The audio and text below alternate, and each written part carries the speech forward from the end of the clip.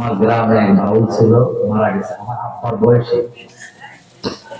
তো আমাদের ছাত্র জীবন তখন আমার বলতেছে, তোমরা যে সূরা লাহাব দিয়া নামাজ পড়ো, তোমাদের নামাজ হবে না। আমরা দুজনে গিয়েছি। আমি তো ছাত্র, তখন এত কিছু বুঝি না। আমি বললাম কেন হবে না? নামাজে দাঁড়াইছো, আল্লাহর ইবাদত করবো, আরেকজনের বদুয়া দেও কেন? তোমাদের কাছে জানতে চাই, সূরা লাহাবের ভিতরে আবু লাহাবের জন্য বদুয়া আসেনি? আবু লাহাবের বউর জন্য আসেনি? কেন বদুয়া দেয়? এর কারণ আছে না? নাই?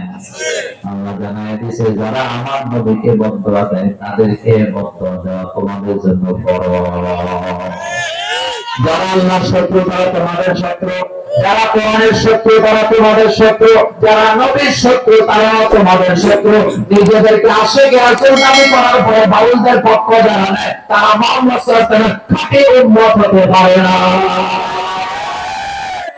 নারায়ে তাকবীর, কোরআন সুন্নাহর আলো, ইসলামের শত্রুরা হুঁশিয়ার সাবধান। নারায়ে তাকবীর।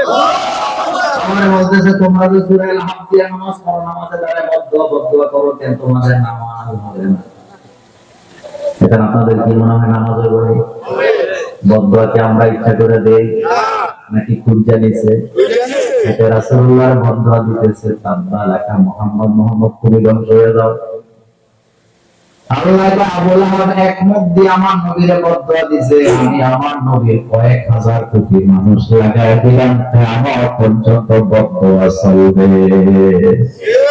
সুবহানাল্লাহ। ভাই সুবহানাল্লাহ।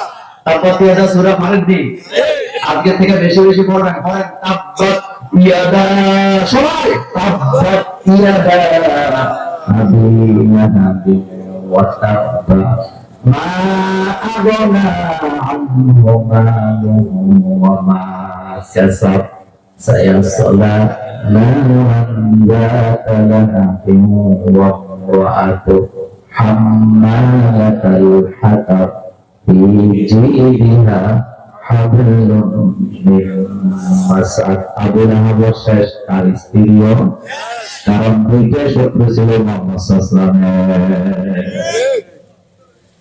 মুহাম্মদ সাল্লাল্লাহু আলাইহি ওয়াসাল্লামের সাথে যারা শত্রুতা করে তারা কখনো আমাদের বন্ধু হবে না। আমার বাবাকে গালি দিলে আমরা বরদাস্ত করব, মাকে গালি দিলে ধৈর্য ধারণ করব, নিজের গালি দিলে ধৈর্য ধরবো, কিন্তু রাসূলুল্লাহর গালি দিলে তার সাথে কোনো আপোষ নাই। কারণ আমার জীবনের চেয়ে আমার নবীর দাম আমার কাছে বেশি। ঠিক কি না?